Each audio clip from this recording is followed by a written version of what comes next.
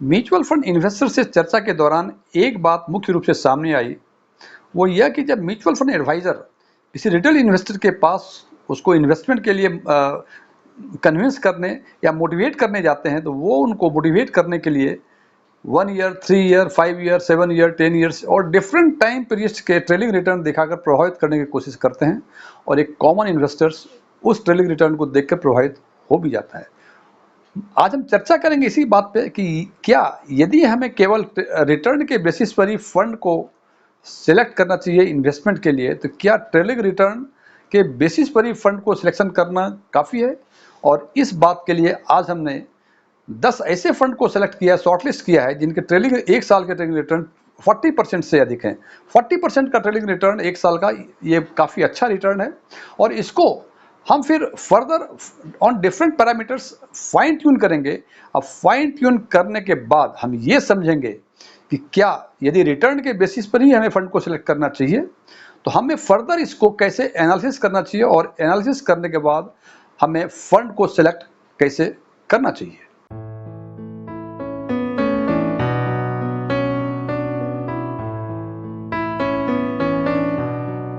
यदि मेरा ये वीडियो आपको पसंद आए, इसको लाइक करें, अपने फ्रेंड्स के साथ शेयर करें और आप यदि फर्स्ट टाइम हमारे चैनल को विजिट किए हैं तो इसको सब्सक्राइब करें और सब्सक्राइब करने के बाद बगल में जो बेल आइकॉन है उसको जरूर दबाएं ताकि हमारे नए वीडियो की नोटिफिकेशन आपको लगातार मिलती रहे। एस्ट्रॉन टैक्सफिन में आपका एक बार फिर से स्वागत है। मेरा नाम DM झा है।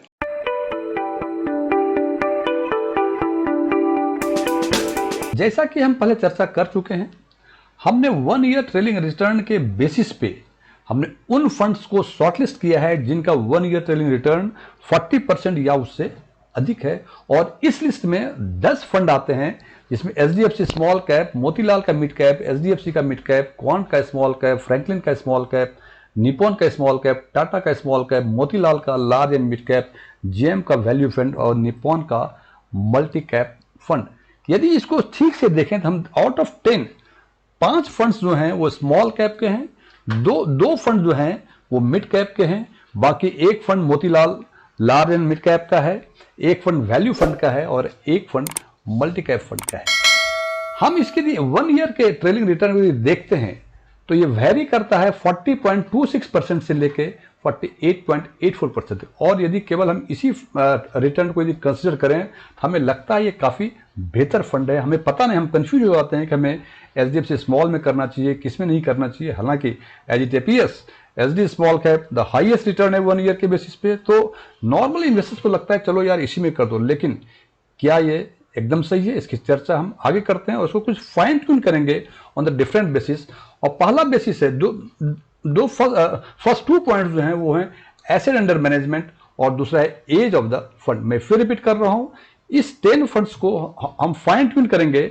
सबसे पहले एसेट अंडर मैनेजमेंट और उसके एज के बेसिस पे, और उसके बेसिस पे हमने इस एनालिसिस में एक चीज किया हुआ है कि इसको हमने फंड को पहले रिजेक्ट करना शुरू किया, उसके बाद जो फंड बचेंगे वो फाइनली शॉर्टलिस्टेड फंड होंगे। यदि हम बात करें एसेट अंडर मैनेजमेंट की तो हम देखते हैं कि HDFC मिड कैप सबसे अधिक 39,296 करोड़ है, जबकि GM वैल्यू का सबसे कम 177 करोड़ है। इस दोनों फंड को यदि कंपेयर करते हैं AUM के हिसाब से तो लगता है कोई कंपैरिजन का कोई चीज ही नहीं है।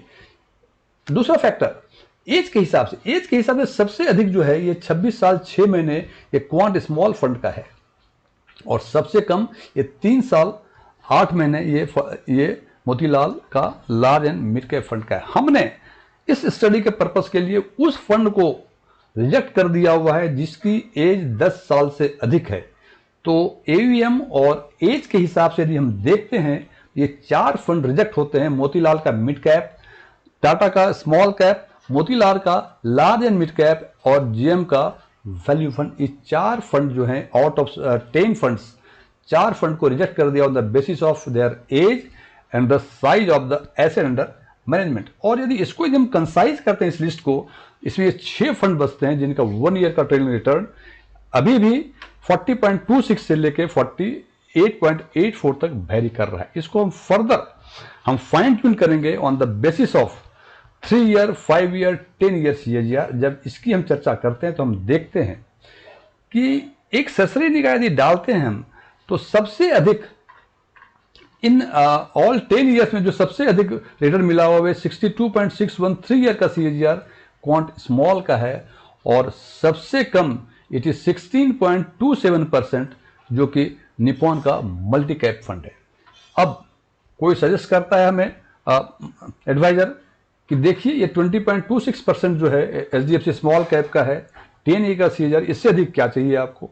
लेकिन यदि हम देखते हैं 5 ईयर का CAGR it is 16.46%।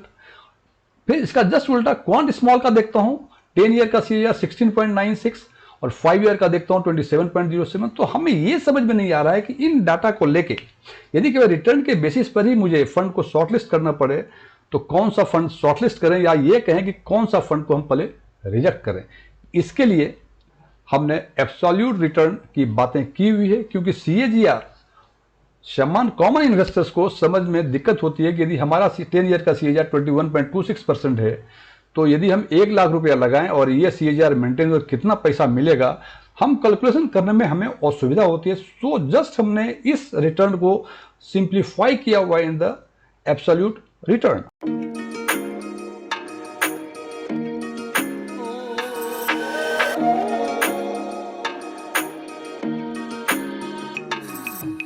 Absolute return में हमने पूरे 10 साल के CAGR को 2 पार्ट में डिवाइड कर दिया है। पहला पार्ट 1 साल से लेकर 5 साल तक, इसका मतलब पिछले 5 साल का रिटर्न, और दूसरा पार्ट 6ठे साल से लेकर 10वें साल तक रिटर्न। यदि इसको डेट वाइज यदि हम क्वांटिफाई करना चाहें तो पहला पार्ट होगा 16/6/18 से लेकर 16/6/2023 तक का, और दूसरा पार्ट होगा जो पुराना पार्ट है वो 16/6/2014 से लेकर 16/6/2018 तक का पीरियड। और इस CAGR को हमने ये कन्वर्ट कर दिया है एब्सोल्यूट रिटर्न में। इट इज ओनली बिकॉज कि एब्सोल्यूट रिटर्न में कैलकुलेट करने में कॉमन इन्वेस्टर को सुविधा होती है, जबकि CAGR जैसे हमने बताया कि HDFC का CAGR 10 ईयर का 21.26% है। यदि किसी आप 70% इन्वेस्टर या 80% इन्वेस्टर से पूछें कि आपको 1 लाख का कितना पैसा मिलेगा तो शायद वो जोड़ के ना बता सके। लेकिन यदि मैं कहूं इसको कि ये 20% है, ये जोड़ के बता देंगे कि 1 लाख का 3 लाख हमें मिल जाएगा, यदि इसको हम एब्सोल्यूट टर्म में यदि हम कन्वर्ट करते हैं तो। इसीलिए हमने इसको एब्सोल्यूट टर्म में कन्वर्ट कर दिया। इसको कन्वर्ट करने के पहले बताया कि हमने 2 पार्ट में क्लासिफाई किया है, पिछले 5 साल का और पिछले 6ठे साल से लेकर 10वें साल तक। और ये पहला पार्ट जो है पिछले 5 साल का है, उसको हम फर्स्ट नोमेनक्लेचर दिया हुआ है, और उसमें यदि ये 16.46% CAGR को यदि कन्वर्ट करते हैं एब्सोल्यूट रिटर्न में तो ये 114% आता है। उसी हिसाब 16/39 का 113%, और इस हिसाब से हमने ऑल 6 फंड्स को कन्वर्ट कर दिया है एब्सोल्यूट रिटर्न के कॉन्टेक्स्ट में, एब्सोल्यूट, सो दैट कि आम कस्टमर्स को ये बातें सबसे ठीक से समझ में आए। और यदि इसको पर एनम यदि हम क्लासिफाई करते हैं, क्वांटिफाई करते हैं या कैलकुलेट करते हैं, it comes to HDFC small cap का 22.8%, मिड कैप का 22.6%, क्वांट स्मॉल का 46.2%, 19.4, एंड इसी हिसाब से 22.6% होता है निपॉन मल्टी कैप का फंड का। अब देखें, यदि हम कहें कि 16.46% CAGR है HDFC स्मॉल कैप का तो शायद कैलकुलेशन में दिक्कत हो, लेकिन यदि ये कहूं कि 22.8% एब्सोल्यूट रिटर्न है पिछले 5 साल का, तो 5 साल का कितना होगा, 3 साल का कितना होगा, तो कुछ नहीं करना है, सिंपल इसको 5 ईयर्स का है तो 5 से गुना कर देंगे, मल्टीप्लाई कर देंगे, 10 ईयर्स का है तो 10 से कर देंगे, और उसके हिसाब से जितना अमाउंट है परसेंटेज उसके हिसाब से हम निकाल लेंगे। अब बात करते हैं इसी का सेकेंड पार्ट का, दैट इज 6ठा साल से लेकर 10वां साल तक। और इसका जो है ये यदि हमने कन्वर्ट किया CAGR को एब्सोल्यूट रिटर्न में तो it comes to 373 HDFC small का, 908% निपॉन स्मॉल कैप का, और इसी हिसाब से 393% निपॉन मल्टी कैप फंड का। अब हमें थोड़ी थोड़ी बातें समझ में आ रही हैं कि पिछले 5 साल का रिटर्न यदि HDFC स्मॉल कैप में करता तो हमें 22.8% average absolute return for 5 years मिलता। 5 साल का रिटर्न मतलब 22.8 को मल्टीप्लाई कर दें 5 से, और जितना आएगा उसको उसका परसेंटेज निकालने प्रिंसिपल इन्वेस्टमेंट का जो हमने मूलधन हमने जमा किया हुआ था। हालांकि अभी तो ये दिखता है कि इतना इतना रिटर्न पिछले 5 साल का और 6ठे से 10 साल तक इतना इतना रिटर्न मुझे मिलता, यदि ये सारे हिस्टोरिकल डाटा आगे भी रिपीट होते हैं तो। अब इसकी यदि चर्चा हम करें कि सेकेंड ईयर का पर एनम कितना होगा, तो इट वुड बी 74.6%, 82.4%, एंड इसी सबसे अधिक आता है 181.6%। ये सेकेंड हाफ मीन्स छठे साल से 10वें साल, यानी 16/6/2014 से लेकर 16/6/2018 तक का पीरियड। अभी भी थोड़ी थोड़ी स्थिति स्पष्ट हो रही है, लेकिन अभी भी हम इस पोजीशन में नहीं है कि हम डिसाइड कर सकें कि यदि हमको एक या दो फंड इसमें सेलेक्ट करना हो तो कौन सा fund on the basis of this CAGR और एब्सोल्यूट रिटर्न हम इसको सिलेक्ट करें। इसके लिए कुछ और सिंप्लीफाई किया हुआ है हमने, और हमने देखा कि फर्स्ट ईयर का एब्सोल्यूट रिटर्न 114, उसके हिसाब से पर एनम के हिसाब से 22.8 है, और सेकेंड ईयर के हिसाब से 74.6%। इसका मतलब 16/6/2018 से 16/6/2023 तक का जो रिटर्न दिया एब्सोल्यूट रिटर्न 5 साल के लिए, वो दिया 22.8%, और 16/6/2014 से लेकर 16/6/18 तक का जो रिटर्न दिया 74.6% पर एनम के हिसाब से। सिंपल एब्सोल्यूट रिटर्न, कहीं कोई कंपाउंडिंग का हिसाब किताब नहीं है। अभी भी बात थोड़ी समझ में आ रही है, लेकिन पूरी बात समझ में नहीं आई है। अब पूरी बात समझ में तब आएगी जब इसकी हम रैंकिंग करते हैं। और जब पहला पार्ट यानी 16/6/2018 से 16/6/2023 के बीच लास्ट 5 ईयर का यदि करते हैं, तो हम देखते हैं कि पहला रैंक आता है क्वांट का स्मॉल कैप, फ्रैंकलिन का स्मॉलर, छठा रैंक आता है, सेकंड आता है निप्पॉन का स्मॉल, एंड अकॉर्डिंगली अभी भी अब ये समझ में आ रहा है कि यदि हम 5 साल के बेसिस पर करते तो हमें कौन सा फंड हमको सिलेक्ट करना चाहिए था। लेकिन हमको देखना है, चूंकि हमें 10 साल के बीच से लॉन्ग हॉरिजन के हिसाब से करना है, और ये भी देखना है कौन सा फंड कंसिस्टेंट परफॉर्म कर रहा है, और रैंकिंग उसी हिसाब से उसकी होती है। यदि हम सेकेंड पार्ट के कंसिस्टेंसी के हिसाब या रैंकिंग की यदि बातें करें, तो हम देखते हैं कि पहला रैंक पे निप्पॉन स्मॉल कैप है, छठा रैंक पे क्वांट का स्मॉल कैप है, तीसरा पे SDFC का मिड कैप है। अब यदि दोनों को यदि एक साथ देखते हैं, दोनों रैंक को एक साथ देखते हैं, तो हमें लास्ट 5 ईयर मीन्स 16/6/2018 से 16/6/2023 के हिसाब से लग रहा था कि क्वांट स्मॉल कैप बेहतर है। लेकिन 16/6/2014 से 16/6/2018 के बीच का यदि रिटर्न देखते हैं, तो हमें लगता है क्वांट स्मॉल कैप इस ऑल फंड में सबसे बॉटम पे है। अब मुश्किल ये है कि हमें एक या दो फंड को सिलेक्ट करना है, शॉर्टलिस्ट करना है, या इसकी रैंकिंग करनी है, तो हम कैसे करें। इसमें हम देखेंगे कंसिस्टेंसी ऑफ परफॉर्मेंस, मीन्स कौन सा फंड ऐसा है जो सबसे अधिक कंसिस्टेंट है, वो टॉप रैंक पे होगा, और कौन सा फंड सबसे अधिक इनकंसिस्टेंट है, वो बॉटम पे रहेगा। तो सबसे पहले हम देखते हैं क्वांट फंड, जो कि 16/6/2014 से 16/6/2018 तक छठे रैंक पर था, वो अब फर्स्ट रैंक पे आ गया ड्यूरिंग द पीरियड 16/6/2018 से लेकर 16/6/2023 तक का। तो इन सबों फंड में सबसे अधिक इनकंसिस्टेंट हमें क्वांट स्मॉल लगता है, इसलिए हमने क्वांट स्मॉल को छठे रैंक पे लगता है पर डाला है।